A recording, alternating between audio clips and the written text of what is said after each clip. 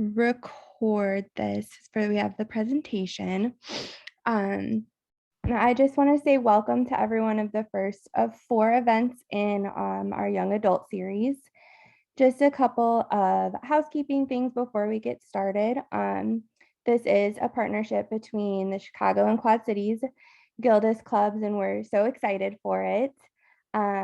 If you guys wouldn't mind just taking a moment to enter in the chat where you guys are from, we would just love to see, what areas we have represented here tonight.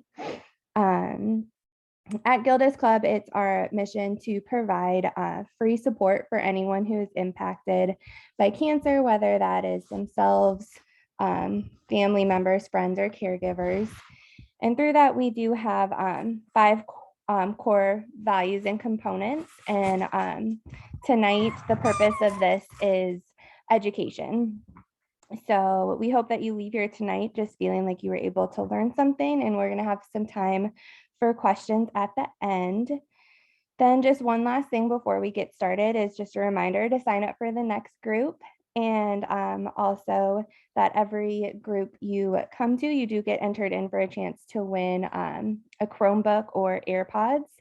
And then if you come to all 4 groups, that's an extra entry. So you could end up with 5 entries in for the chance to win. So without any further ado, here is Sarah for our presentation. Thank you. So we are going to have space for questions at the end, but we're going to start this out a little bit differently, maybe than you're used to seeing from a presentation. I gave a presentation a few weeks ago, and at the end of it, I took questions for like 45 minutes. And when I was leaving, somebody in the audience said, "Your presentation was good, but when you were just fielding questions from the audience, you actually went from good to really, really good." And so I walked out of that experience and thought, why do I break my back like preparing a ton of content if what I'm really good at is sort of being on my feet? And the second piece of this is, I think it's difficult as a speaker to know exactly what it is that brought your audience to this space with you, right? So you chose to be here tonight for some reason. It could be, was there a Chromebook involved? I feel like I heard that. Could be the Chromebook, which is totally fine. I'm not going to be insulted at all. But if there is something beyond the allure of having some new technology that brought you here at 7 o'clock on a Thursday night, I want to know about it, because I can structure what it is that I share with you to make sure that you get what you want out of our time together. So I'm just going to wait like 60 seconds. You can drop it either in the chat box to everyone, or you can select just to me, I'm pretty sure, right? You could, you could select just to me if you didn't want to put it into the group. But what is it that you're hoping that I share with you tonight in our time together? And you don't have to put anything. I'll figure it out if there's nothing, but I just want to give you a few minutes to think about that when you walk away, you want to make sure that I shared this particular thing.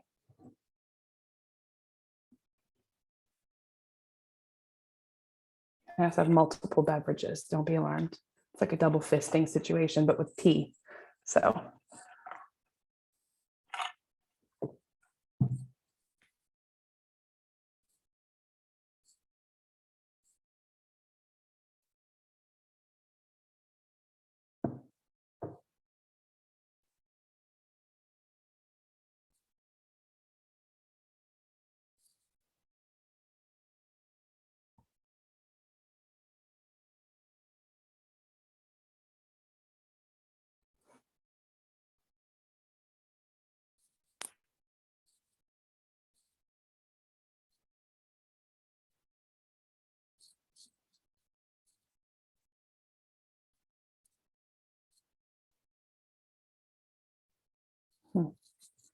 Thank you, everyone, for sharing those things.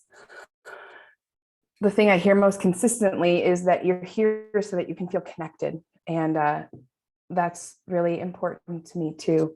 And actually, that's a really good starting off point for us, because when Kelsey invited me to share tonight, one of the things that I struggled with is that while I have had a substantial amount of experience feeling like I am in some sort of a battle with my body, I have not had the experience that people have living with cancer.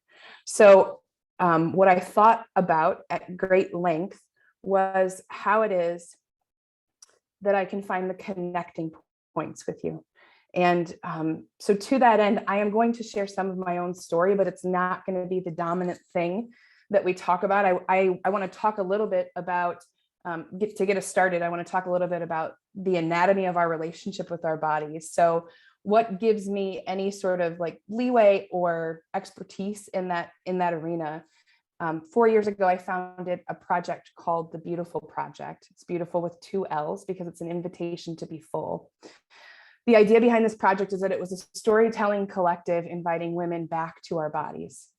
Why women? It was really, for me at the time where I was, it was an outgrowth of my own lived experience. And through the course of the last 4 years, the project has reached tens of thousands of women across the globe. It's been an incredible experience from beginning to end for me. What it did, though, is that it gave me this insight into the common realities of the ways that we struggle with our bodies.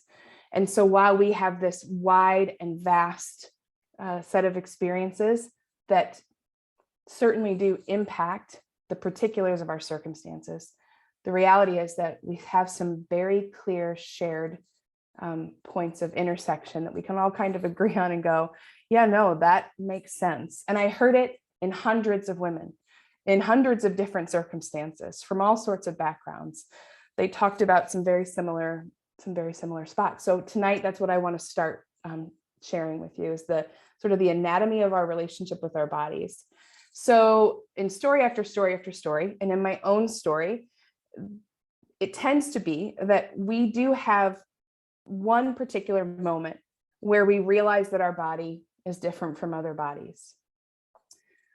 Most cases, I would say that the women I spoke with, they would have this experience somewhere between about 8 and 10 years old. And when I give people a second to sit with that, to go, well, when was the first time you realized your body was different from other bodies? Typically, people will recall a memory somewhere between 8 and 10. Usually those memories are not super positive. It's not like somebody goes, I noticed that I was, 3 inches taller than the other kids, and that made everybody love me. Typically those stories about the moments where we realized that we were different, what also came up for us was a sense of not belonging anymore, or being afraid that we would not be able to belong anymore. That is for sure the case for me. I remember the first time I realized that my body was different from other bodies. I was 9 years old, and it was Christmas, and everybody was unwrapping their things. I have 2 younger siblings, 2 brothers. And for Christmas that year, my brothers got fun things like a Walkman and tapes. I'm dating myself. This was the 80s. There were Walkmans and tapes. If anyone wants to know what they look like, you should Google it. I don't know the age range here, but Steve Winwood, I remember that. Anyway, my brothers got fun things. They got controllers for the Nintendo and things to play with. And for Christmas that year, I got ankle weights and a gym mat and leg warmers, again, early 80s. I got all of these things that told me, or at least I thought they were telling me, that there was something different about me that meant that I didn't get to have fun or play games, that what I needed to do was work. I needed to work to make my body different. Now, I have since had this conversation with my own mom, right? Because I don't know if we all know this, but there is no Santa. And so it wasn't Santa. It was definitely my mom who put these things under the tree. And I've asked her, Mom, what was that? Like, why are you giving a child workout equipment? And the thing she shared with me was that it was the only thing I wanted for Christmas that year. And that was fascinating to me because I have no recollection before that of feeling like I needed to change something about my body. But obviously, there was something in me that said that I'm different. And actually, in hindsight, there was really nothing different about my body at 9 years old. It's just that I had already begun to believe that there was something different about me, and that whatever that difference was bad. And I think that's the next part, right? So if this realization is there's something about me that means that will inhibit me from belonging, and it's bad, then I have to do something to fix it. I think that for most of us, that message becomes clear pretty early in our lives. And for some of us, those are things that are fixable, we can change, that we believe we can change. And for some of us, those things that make us different are not things that we can change. And then we have to figure out how to navigate a world where we don't necessarily feel like we belong. This difference being bad and needing it to be fixed was a pretty consistent thread for me that started by the time I was about 11. At 11, I was going to Weight Watchers with my mom. And again, hindsight, like I look at pictures of the 11-year-old version of me, and there's nothing about this child that needed Weight Watchers. But at the time, again, it was like the late 80s and everybody went to Weight Watchers, I think. But when you tell a child that they get a gold star when they shrink, when they lose weight, it just really deeply programs you to believe that that is the only way that you'll be able to find belonging in the world. And so, and I heard similar stories from women just across the board, again, in all sorts of circumstances. It wasn't necessarily always about the size and shape of their bodies, but it was 100% almost always about a way in which they felt like they didn't belong and then would be required to fix this thing that kept them from belonging.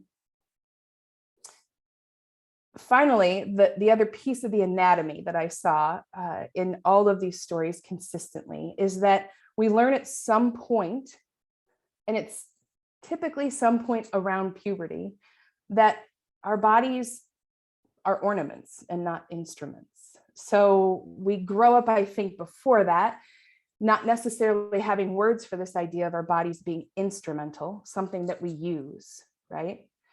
But there's this point at which it shifts, and we start to realize that maybe we're not subjects of anything, but objects of affection, where we move from understanding our bodies as instrumental to ornamental. And the goal becomes to be the shiniest, prettiest ornament we can be. And our whole life typically becomes about this fixation on how do I become an ornament, the kind of ornament that people will look at and love and find acceptable and decide that I belong or that I fit. I think this phase of the anatomy takes a different tone probably for every person. For me, that happened pretty much at puberty, and I was 13 or 14 years old when that original message that Weight Watchers just kind of hammered in there really flourished, I suppose, is one way to say it. So where I'd been introduced to the idea of dieting when I was 11, by the time I was 13 or 14, I was starving myself consistently, repeatedly for years on end. And definitely living with an active eating disorder for most of my time in high school. I was in many ways, I don't know if it's lucky or kind of how it turned. Well, the first piece I think about this is that's important for me to share is that I never really had any intervention for having been in a position where I was living with an eating disorder, and largely because my body never got extremely thin, which is what people tend to equate with, with folks living with an eating disorder. My body is just apparently really bent on survival and hung on to weight. I was also an athlete. And so there was never any real clear intervention for me. I went away to college and definitely brought a lot of those same behaviors that made me very, very ill as a result of just not having any intervention. But then when I was 24, I got pregnant with my first child. And bodies are pretty amazing in that at some point they tend to be very connected to the idea of surviving. And so this experience of being pregnant with my child shifted things for me. It put me in a position where to starve myself was really not an option anymore, because to starve myself, there was this connection that I started to understand that it would be also to starve my child. So I had my first baby and I gained a ton of weight in that pregnancy because I was very, very hungry for a very, very long time. And thus sort of began decades of an experience with my body where I continued to do everything I could in my power to make this body different than it was. It set up this war, really, between my body and I. It was this constant battle. It took many different forms over the course of a few decades. And I think, again, I've had this opportunity to sit with so many people who've talked to me about the story between them and their bodies. And I think there are so many different forms for this war, for this battle to take. But for me, it was just a constant obsession with being thinner, with trying to figure out a way to make this body into the shiniest, prettiest ornament I could. Now, I could spend the time that we have together going into the details of my war with my body, but I don't necessarily think that that's all that useful to what it is that I want you to walk away from tonight with. And what I want to say at this point is that while your war may look different, I'd be willing to bet that you've gone to battle with your body a time or two. It's almost like in the human condition that this is something that we do. And while I don't necessarily have all the details for you about what your path to peace is going to look like, I can talk to you about a framework that I've used to help me kind of call a truce, right? Like, I don't want to be at war anymore. And it occurs to me again, because I don't want to leap and make and equivocate our experiences exactly, because they're not going to be exactly equivalent. I do think that this framework can work for us at any point in our lives where we feel like maybe our body is behaving in a way that we don't understand, or behaving in a way that doesn't feel particularly useful to us. So it goes back, well, twofold. The first piece of calling the truce for me that was so, so vital to my own healing is, and this may sound kind of, well, it probably is going to sound strange at first, but I had to stop referring to my body as an it, like a thing outside of me that I had to control. So what has helped me most in this shift is that I have started to relate to my body as if my body is another person. Like, I will refer to my body often as she, because it's really easy, I think, to feel and treat an it in a really inhumane way. It's much harder to do that to another person, to a person, right? And so, and I think human beings are really good at loving the other. And so in lots of ways, when it came to my body, I just decided to make her into an other, someone else to whom I could relate, be in relationship with. But the second thing that I think is probably the most useful is that I had to find a way to shift that perspective of seeing my body as an ornament. I had to find a way to shift it back to understanding the instrumentality of my body. My body is an instrument in the world, this being with whom I am now partnered to accomplish the tasks or the reality of just being alive. And so to that end tonight, I actually want to take us through, basically it'll be journal prompts. So I want to give you a minute if you have like a phone you can use to take notes if you'd like, or a computer if you want to take notes. You can turn your camera off, you can grab pen and paper. But I'm going to share with you, basically what I'm going to do is just share with you one of these tools that was enormously important to my own healing. And then walk you through some of the prompts that I still use to this day, because I haven't arrived yet. You know, I've been at this work of trying to heal my relationship with my body for 4 years, and it every day never ceases to amaze me about how much more work there is for me to do, how many more things there are for me to unpack.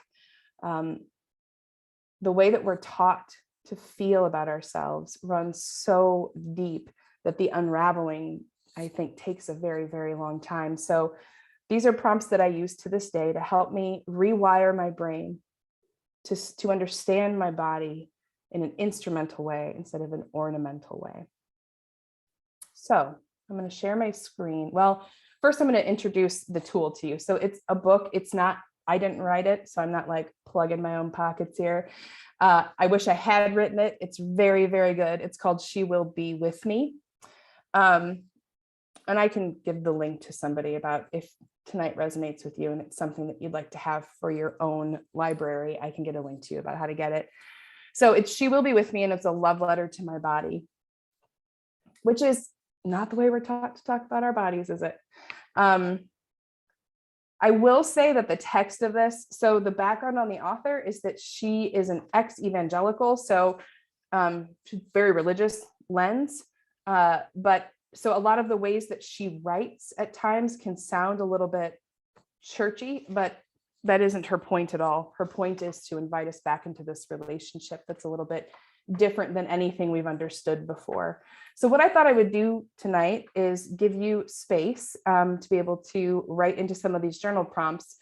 But what she does in this book is she goes through the different parts of our body and she writes about them, and then she gives you prompts about each part. So I'm going to read.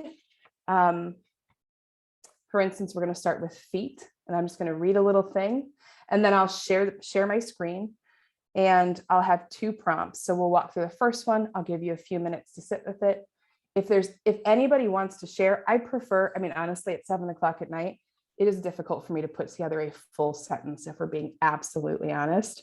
So if you want to share any of the anything that comes to you from these prompts, I would love to have a conversation about it instead of me just talking.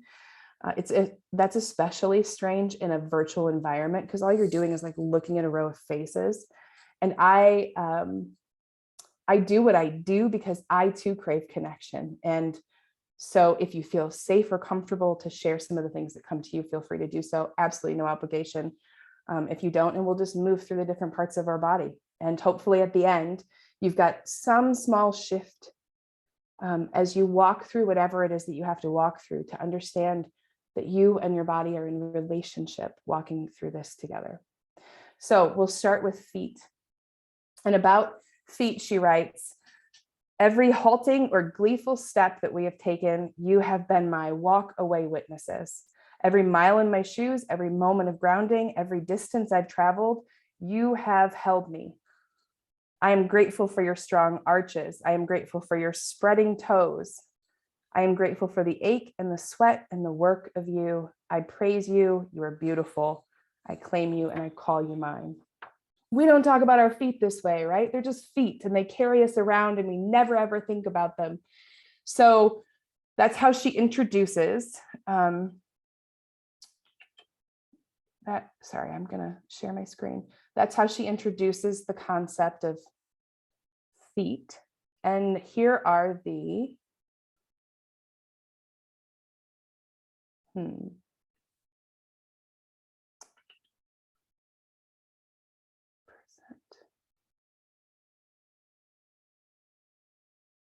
Here's the first journal prompt for feet. So of feet, she writes, of the places you have taken me, these are my favorite. So I'm going to give you just a couple of minutes with this idea to think about the places that your feet have taken you. And you can turn off your camera if you want, or however you want to be comfortable. I'm going to mute so I can take a drink and it doesn't sound like I'm, slurping in your ear.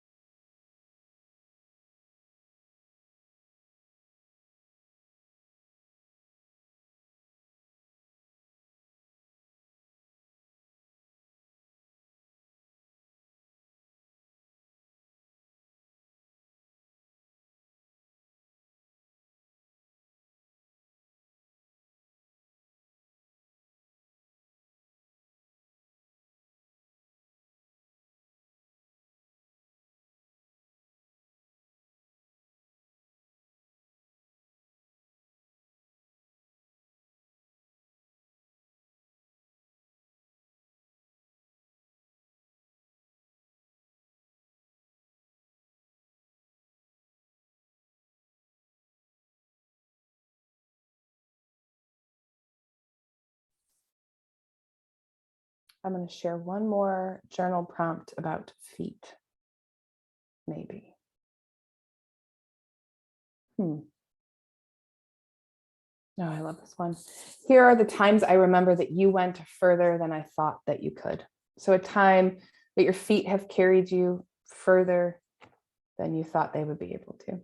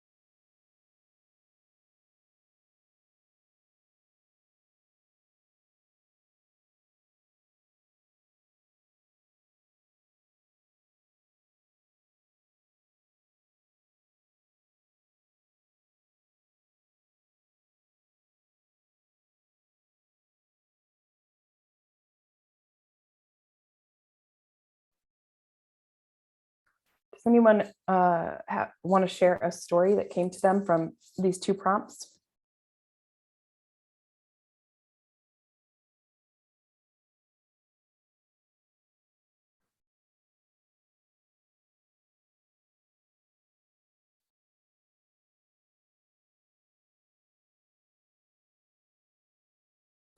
Okay, I'll share one.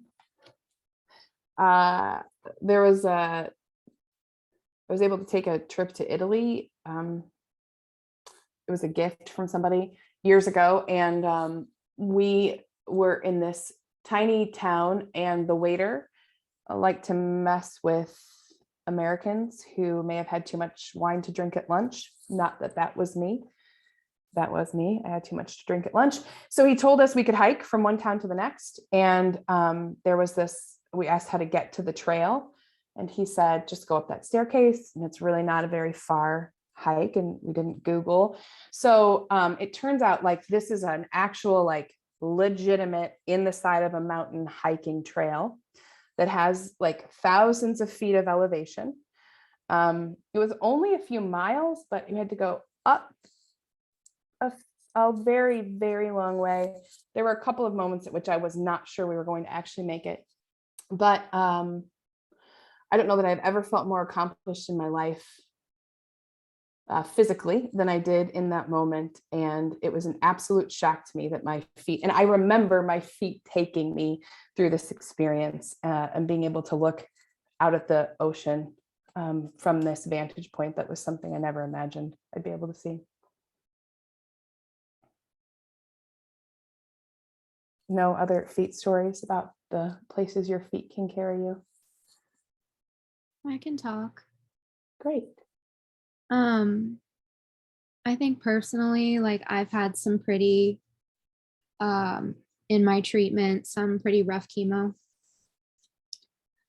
And I have been very I guess impressed with how I've still been able to walk and get to the things that I needed to get to and walk the floors in the hospital and make myself food, like just walking to the kitchen was like an accomplishment. So I think that I'm very grateful that I was able to find that my feet, I guess, were able to find that reserve energy to carry me where I need to go. Thank you for sharing that.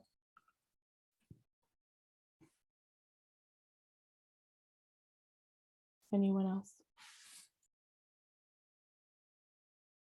Don't worry, we have more body parts to talk about. So, oh, is there a hand up? Is that how it works? Do I? Oh, hi. Hi. I just wanted to add as well. Uh-huh. So I have stage 4 cancer.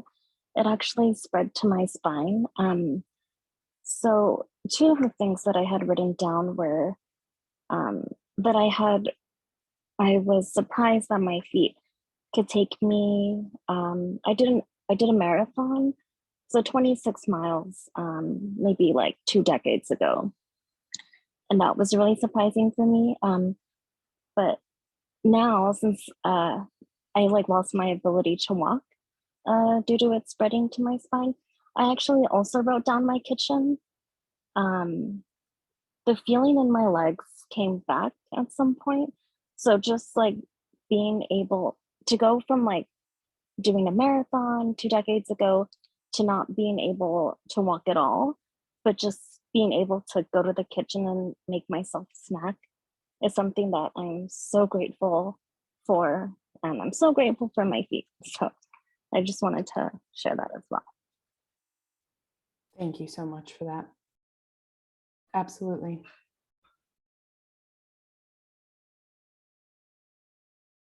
Anyone else?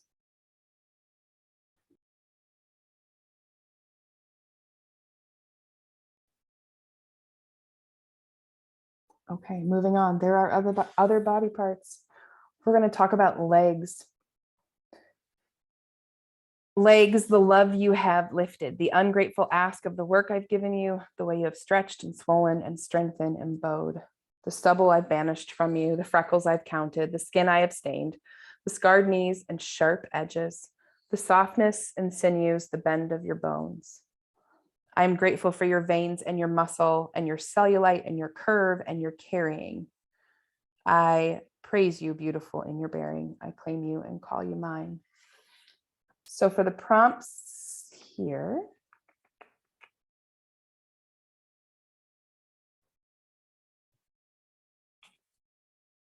here is a story of your scars. So is there, when you think about your legs, is there a story of scars on your legs that you would want to just connect to the experience?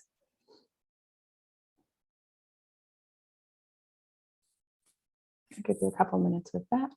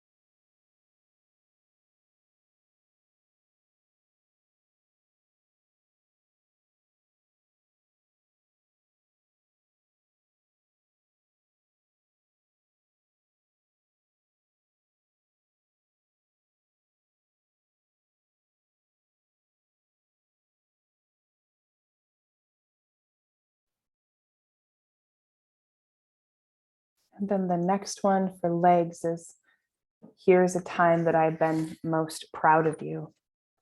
And I feel like some of this will be maybe similar to your stories around feet, at least for the people who had shared. But maybe legs have a different connection. Maybe it resonates with you differently.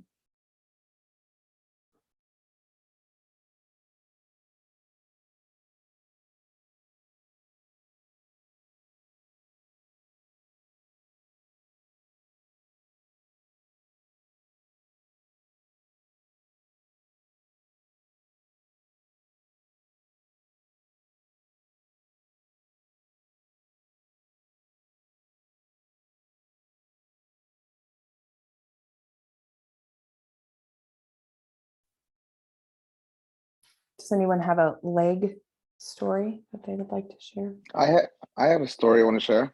I'd love that. Thank you. So about 10 years ago, I had a really bad accident. I fell from a second story, so I have scars on my right leg. I broke my knee and I broke my thigh bone. But back to the second question, I'm the proudest after months of rehab. Doctors told me that they didn't think I can walk straight again, but I was stubborn and I didn't give up. And so I'm very proud of my legs because after 2 years of rehab, I thank God now I walk like with no limp and I always see my scars on my knee and remind me of what I went through. And I am thankful for my legs and proud of them. I love that. Thank you. There is something about the thread I'm hearing most consistently is about the resilience of your bodies in circumstances that are extremely challenging. I'm hearing you tell stories of resilience of your bodies. I'm very grateful that you're willing to share that with me. Thank you.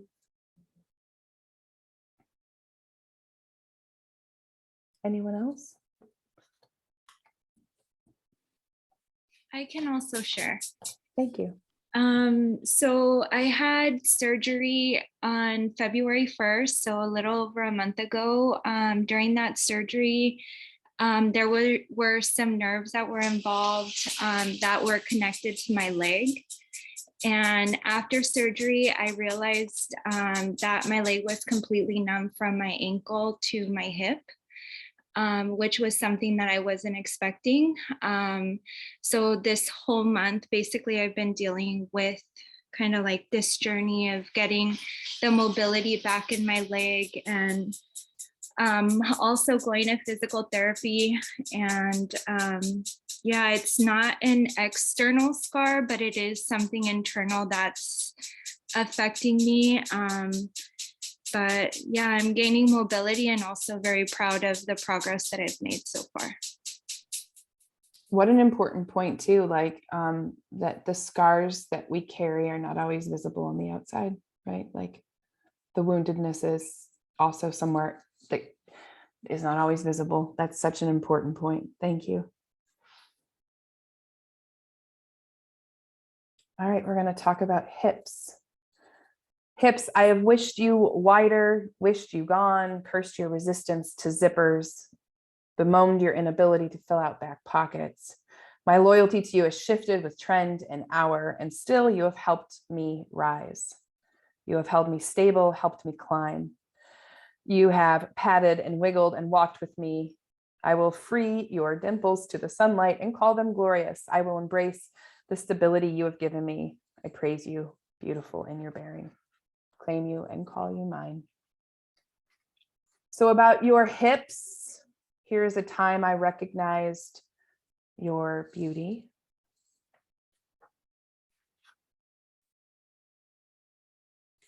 I'm going to say a word or two about this actually, before we sit with this for too long. I am often asked in crowds when I talk about body acceptance, one of the things I'm almost always asked is, will I ever wake up and see my body as beautiful? And I can't answer that question for everybody, certainly. I think what people are asking me is, do you do that after all these years of deciding not to hate yourself and be abusive to yourself and all these things? Like, have I arrived at a place that I wake up and think, no, I am beautiful? And the reality for me is that the question has changed. The idea of wanting to be beautiful for beauty's sake, it just is not. The more that I've healed in the sense of having a relationship with my body that's more about function than form, the question of beauty is different. But that doesn't mean that there aren't times where it comes back to sort of the instrumentality of my body. So I can recognize beauty in my hips when I think about the fact that they carry me to walk, right? It's beautiful to be able to walk and to be fluid in that way. And so I think here with this particular prompt, I think it's important that I don't really want to confine the conversation to traditional beauty. It isn't, I'd like us to be broader as we think about it, the parts of our body than that.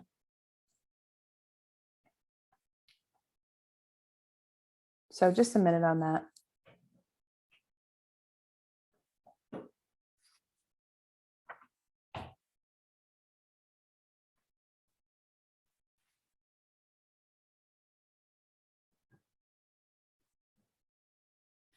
Mm.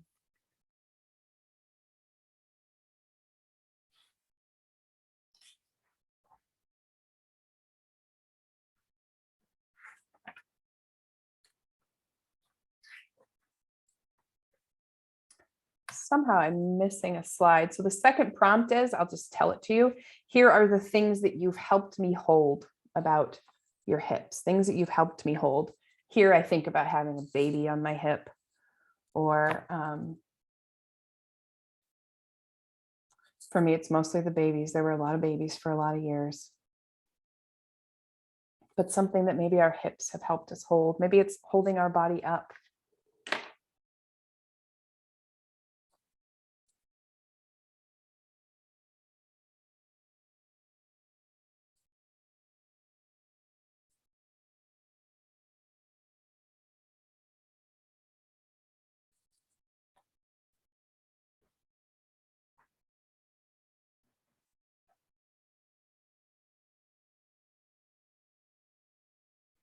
While we finish working through the hip prompts, I just opened back up the chat and I just wanted to share what Mandy had shared.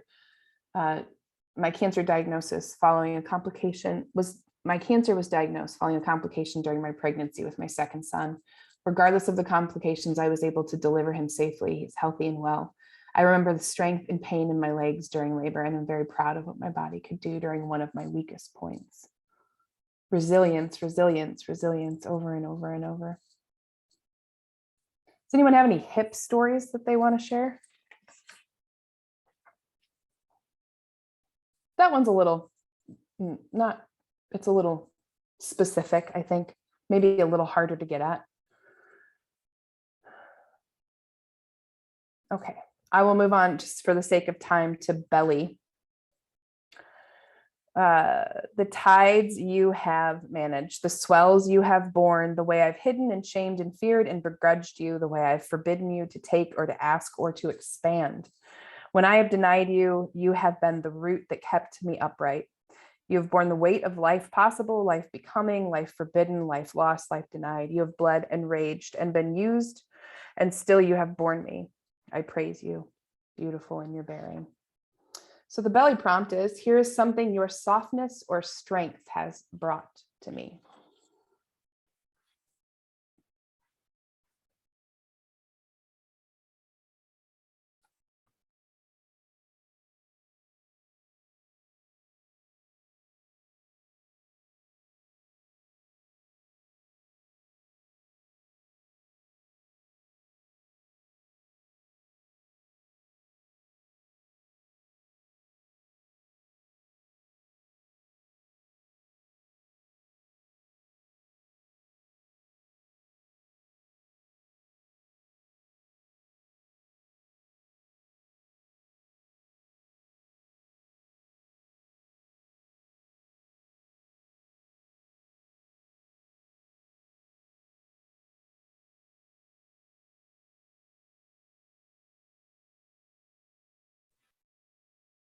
Does anyone have a belly story they want to share?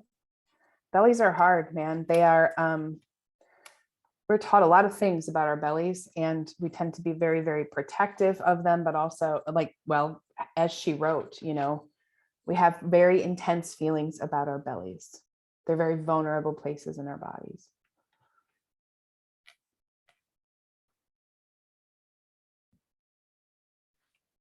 It's okay.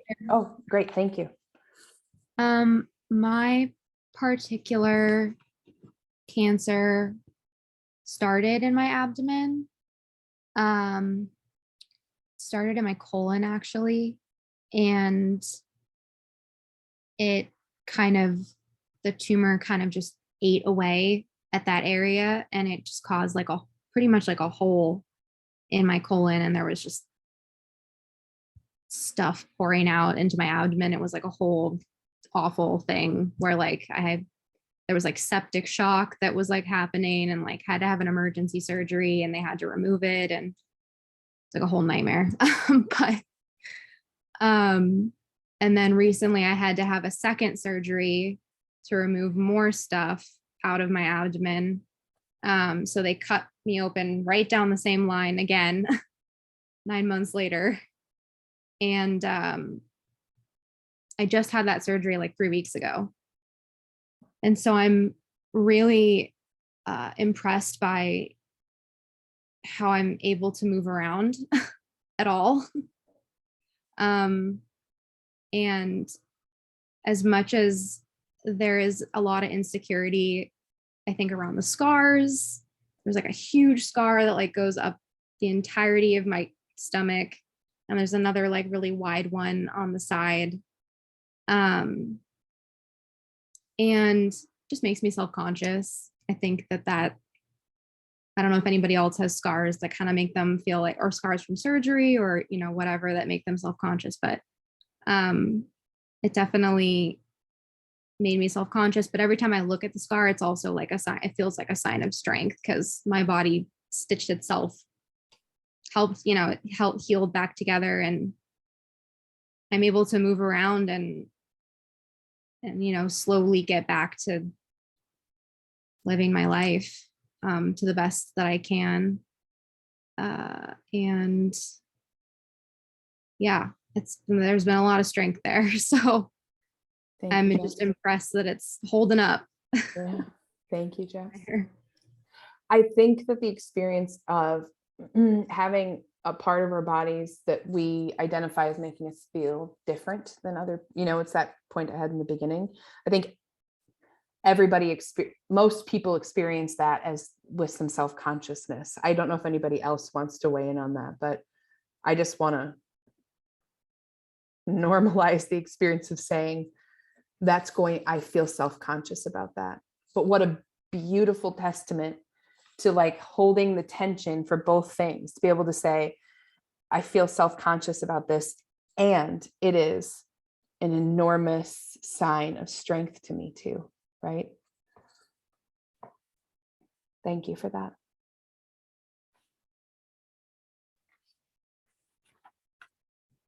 I'm going to read you a little something about arms.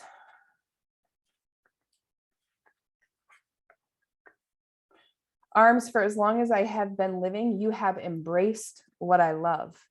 You have carried and cradled and held it. You have pulled and pushed and waved and wiggled and thrust fists and climbed branches. You are the holding, the holders, the held. You are the strength of the work done. You have fallen asleep under the weight of love resting. You have surrounded me tightly when I am only my own. I praise you, beautiful, in your belonging. So, about arms, here are the things I'll always remember you lifting.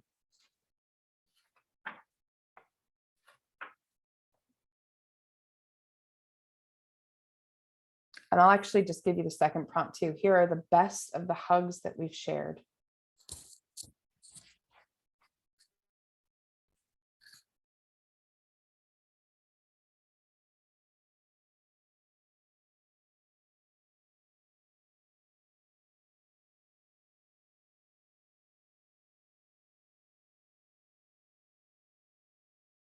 Does anyone have an arm story they want to share?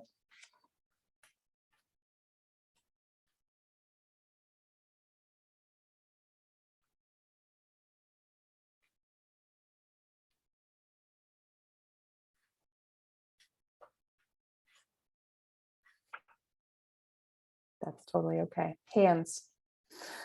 Hands, how you have held me, how you have made and touched and broken and moved, how you have shifted the silences, how you have mothered and tended, how you have soothed, how many wounds and bites and sharp edges you have sustained, how many scars and stiff fingers and twists and burns you have managed. For all you have woven and built and measured, I praise you, beautiful in your bearing. And about hands, she asked the question, or has the prompt, here are the things you have made of which I am most proud. This idea that our bodies make things, right? We create them with our hands.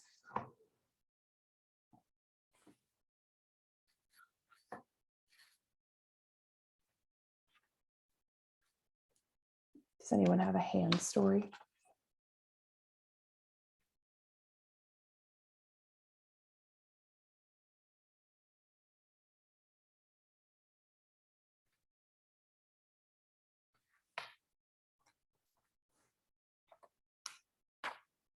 All right, then I'm just going to read you what she says about our face and then leave you with one last prompt. Face, I have so often made you my enemy. I have looked for the worst in you, for the wrinkle and the worry and the blemish and the scar. I have looked you in the eyes and called you unworthy, unlovable, unwanted. I have altered and questioned you. You have been my home to the world, my laugh and my smile, my thousands of subtle expressions. You've been my communication, my communion, my kissable, a gateway for my voice, a portal for my pleasure. You who has eaten and sung and lamented and cried. For the rivers of tears that have traveled you, for your scrutinized presence in every photograph, for being the part of me that bears me recognizable to friendship, to community. I will learn to love you better. I will trust the soft hands of children or lovers or sunshine upon you. I will praise you. Beautiful in your bearing.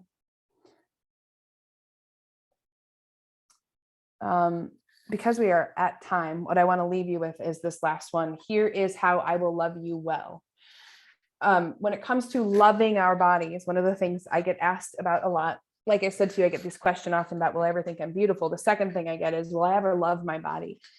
And if by that we mean a sentiment of love, like I feel love about my body today, my best guess around that is, just like any other relationship of love that you've had in your life, you don't wake up every day and think, I love that, or not think, feel overwhelming love for that person.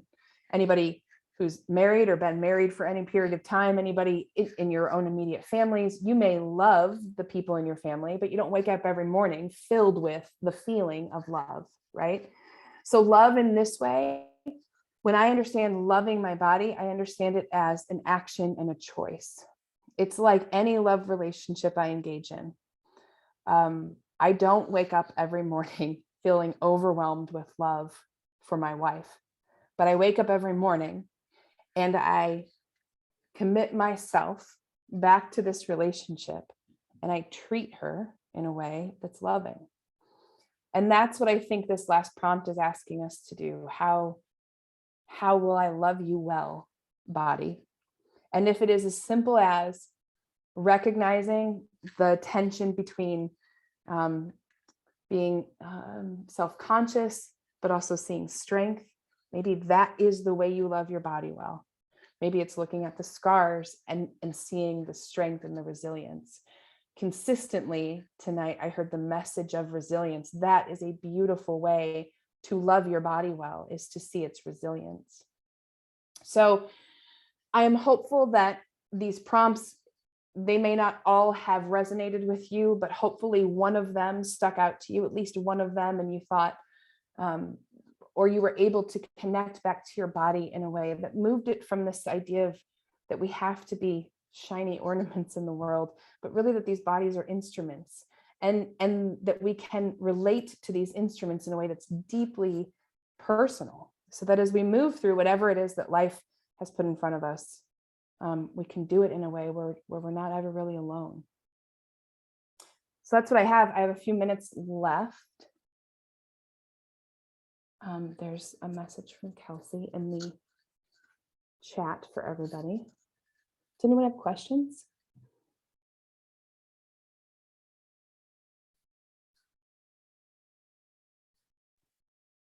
Could you just share the name and the author of the book again, please? I can. It's She Will Be With Me, A Love Letter to My Body. And it's written by, her name's Karen Thurston. It's KarynThurston.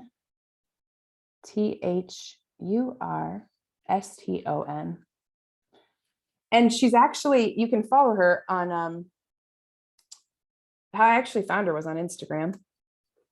And I'm fairly certain she's selling the book through, I don't know if you can get it on Amazon, but I know for sure you can get it on Blurb, BLURB. It's honestly, it's also beautiful. Like, it acts as this whole gorgeous journal. So I love a good meme too.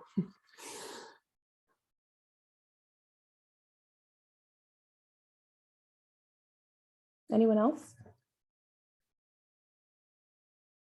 Well, thank you for your willingness to walk along with these prompts with me tonight. It's really, I think anytime we shift our conversation to be about our bodies, it's always a vulnerable conversation. in any context, certainly in the context that you shared with me tonight. And I am just grateful for your willingness to do that with me. We just met like 55 minutes ago. So it's emotional. It's hard to speak. I totally agree. It is a lot to unpack, but I am just honored that you would be willing to do it with me. Sarah, thank you so much. That was fantastic. I loved all the prompts, but I think the ornament versus instrument is really what I'm going to take away. I love that thought and just that mind shift. I'm Thank glad. you. Yeah, that's good. Thank you. Thank you everyone for joining us tonight. We do hope you'll come back in 2 weeks. Kelsey dropped the chat in there or the link in there in case you haven't registered yet.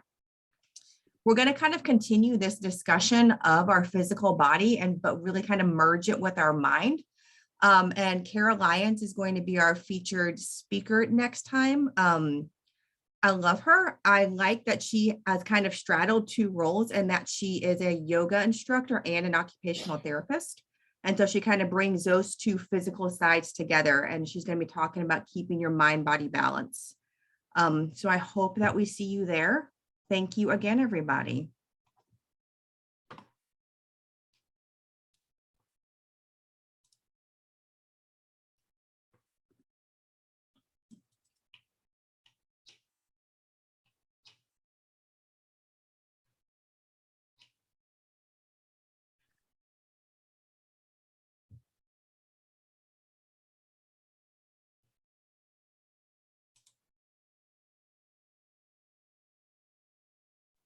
Thank you again. I appreciate it. Thanks, Jess. Have a good night.